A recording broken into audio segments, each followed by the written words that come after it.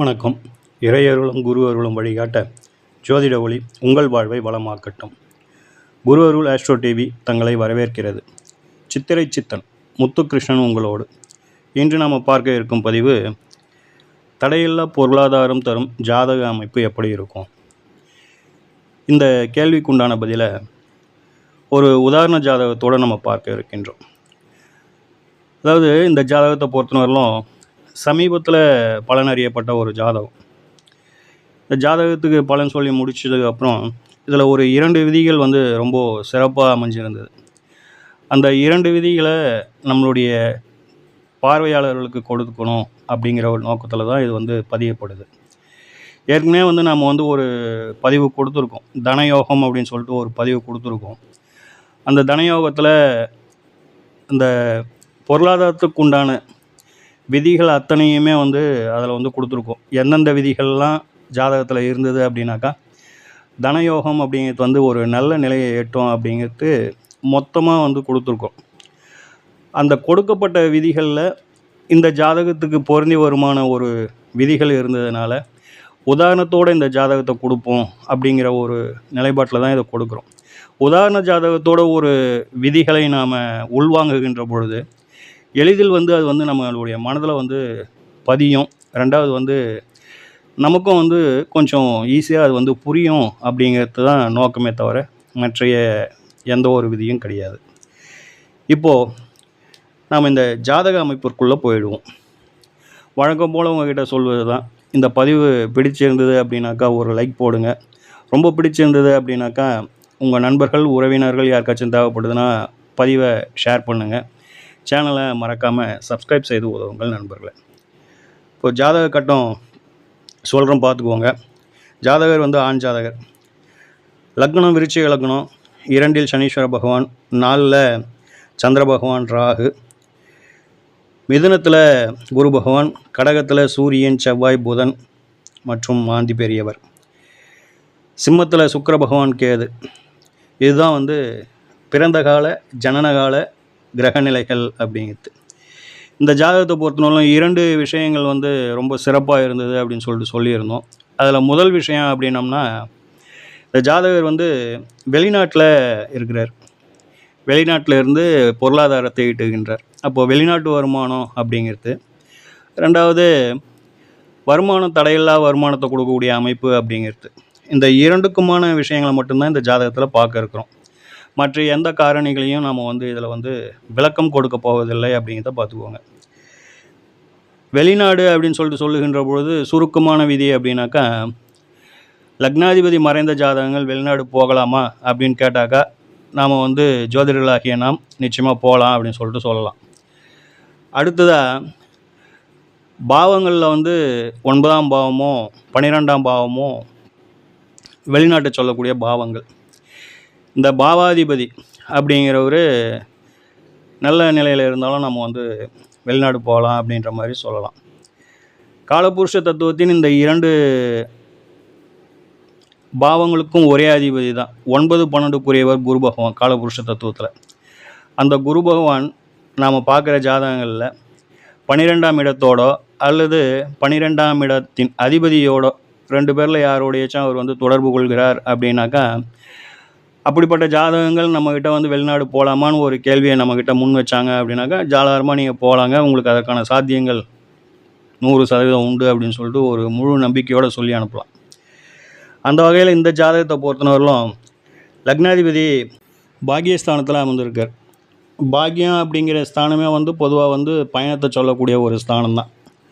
அடுத்ததாக, காலபுருஷ தத்துவத்தின் 9, 12க்குரிய குரு பகவான் 12ஆம் இடத்தை பார்க்குறாரு அப்படிங்கிற மாதிரியான ஒரு நிலைப்பாடு. இது போன்ற அமைப்பை கொண்ட ஜாதகங்களை பொறுத்தவரையிலும் வெளிநாடு போகிறதுக்கான அமைப்பு இருக்குதா, நாங்கள் வெளிநாடு போகலாமா அப்படின்னு ஒரு வார்த்தையை முன் வச்சாங்க அப்படின்னாக்கா, நம்ம தைரியமாக போகலாங்க, அதற்கான சாத்தியங்கள் 100% உண்டு அப்படின்னு சொல்லிட்டு சொல்லலாம். அதற்கு அந்த நடக்கின்ற தசாபுத்தி அமைப்புகள் அது மற்றும் கோச்சாரம் இணைந்து செயல்படும் காலம் இந்த விதி செயல்பாட்டுக்கு வந்துடும் அப்படிங்கிறதுல மாற்று கருத்து இல்லை. இப்போது தனஸ்தானத்திற்கு வந்துடுவோம். பொருளாதாரம், வருமானம், செல்வ நிலை, இது தடையில்லாத ஒரு அமைப்பை இந்த ஜாதகத்துக்கு கொடுக்கும் அப்படின்னு சொல்லிட்டு நம்மளுடைய கணிப்பு இருந்தது.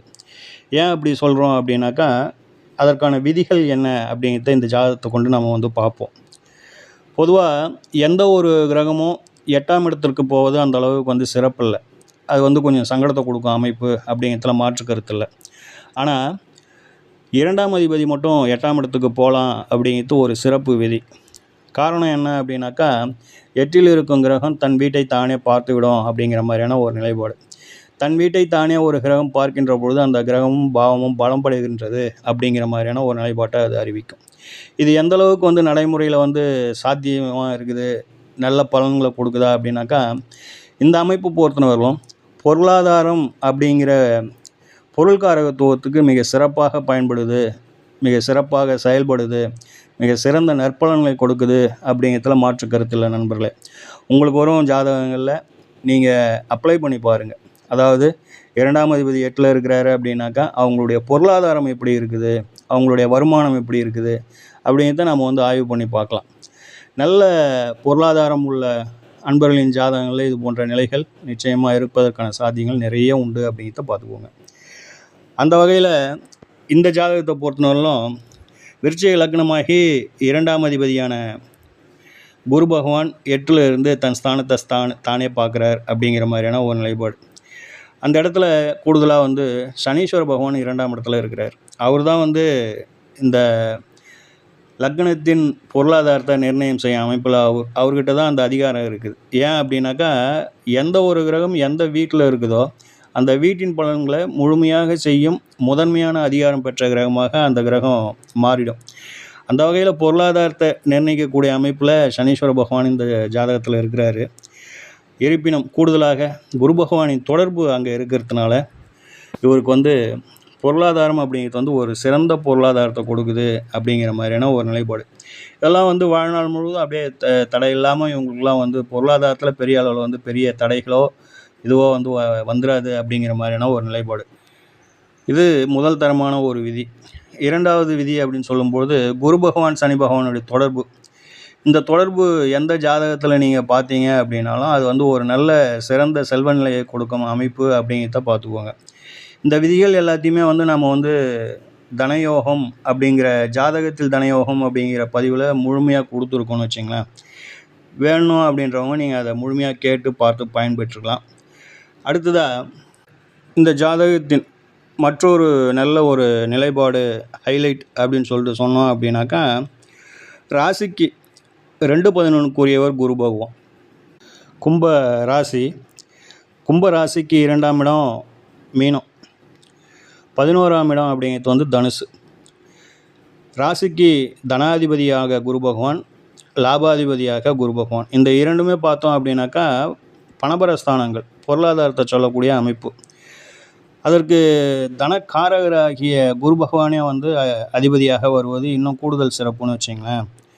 அவர் ராசிக்கு 5ஆம் இடம் பூர்வ புண்ணிய ஸ்தானத்தில் அமர்ந்து ராசிக்கு 11ஆம் இடமான லாபஸ்தானத்தை பார்க்குறாரு. சரிங்களா? ஸோ இந்த அமைப்பு இன்னும் கூடுதலான சிறப்பான அமைப்பாக இந்த ஜாதகத்துக்கு அமைஞ்சு போகுது. எப்படி அப்படின்னு பார்த்தோம் அப்படின்னாக்கா, லக்ன பிரகாரமும் இவரே வந்து தனாதிபதியாக வந்து தனஸ்தானம் பார்ப்பது ஒரு சிறப்பு. அடுத்ததாக ராசிக்கு 2-11 11ஆம் இடத்தை தன் ஸ்தானத்தை தானே பார்ப்பது மிக சிறந்த சிறப்பு அப்படிங்கிற மாதிரியான ஒரு நிலைப்பாடு. இந்த 2 நிலைகளும் இந்த ஜாதகத்தை பொறுத்தவரையிலும் மிகப்பெரிய பொருளாதாரம் சார்ந்த விஷயத்திற்கு மிகப்பெரிய பக்கபலமாக அமைஞ்சுது அப்படிங்கிறது தான் இதில் உள்ள ஒரு தனித்துவமான விதிகளாகும் நண்பர்களே. சரிங்களா? ஸோ இந்த ஜாதகத்தை பொறுத்தவரையிலும் 2 விஷயங்களை உங்களுக்கு வந்து ஜாதகத்தை சொல்லி விளக்கம் கொடுத்துருக்கோம். ஒன்று, வெளிநாடுக்கு போயிட்டு செட்டில் ஆக அமைப்பு உண்டா அப்படின்னு சொல்லிட்டு யாராச்சும் உங்களிடம் ஒரு கேள்வி கேட்டாங்க அப்படின்னாக்கா, நாம் கொடுத்த அந்த விதியை கொண்டு நீங்கள் வந்து வெளிநாடு போகும் யோகம் இருக்குதா அப்படிங்கிறத நிர்ணயம் செய்யலாம். அடுத்ததாக, தடையில்லாத ஒரு பொருளாதாரம் கிடைக்குமா அப்படின்ற ஒரு ஏக்கம் யாருக்காச்சும் இருந்து கேட்டாங்க அப்படின்னாக்கா, இது போன்ற அமைப்புகள் அவங்களுடைய ஜாதகத்தில் இருந்தது அப்படின்னாக்கா, இதெல்லாம் வந்து நிச்சயமாக தடையில்லாத ஒரு வருமானத்தை எப்பயும் கொடுத்துக்கிட்டு இருக்கோம், செல்வ நிலை சிறப்பாக இருக்கும் அப்படின்னு சொல்வதற்கு உங்களுக்கு ஏதுவாக இருக்கும் அப்படிங்கிறத இந்த தருணத்தில் சொல்லியிருக்கோம். சொல்லப்பட்ட விஷயங்கள் உங்களுக்கு எளிதாகவும் எளிமையாகவும் மனதில் நிற்கும் வண்ணம் புரிந்திருக்கும் அப்படின்னு சொல்லிட்டு நம்புகின்றோம். இந்த பதிவு உங்களுக்கு பிடிச்சிருந்தது அப்படின்னாக்கா மறக்காமல் ஒரு லைக் போடுங்க.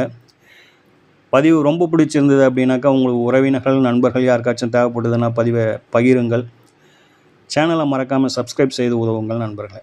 ஓம் ஸ்ரீ ராஜகணபதி ஐயா அவர்களின் அருளோடும், ஓம் ஸ்ரீ லோபாமுத்திரை சமேத ஸ்ரீ அகத்தியர் ஐயா அவர்களின் ஆசியோடும் அனைவருக்கும் வாழ்வில் நலமும் வளமும் கிடைக்கப்பெற்று ஆனந்தமும் மகிழ்ச்சியும் என்றென்றும் நிலைத்திருக்கட்டும். வாழ்க வளமுடன், வாழ்க பல்லாண்டு. நன்றிகள், வணக்கம்.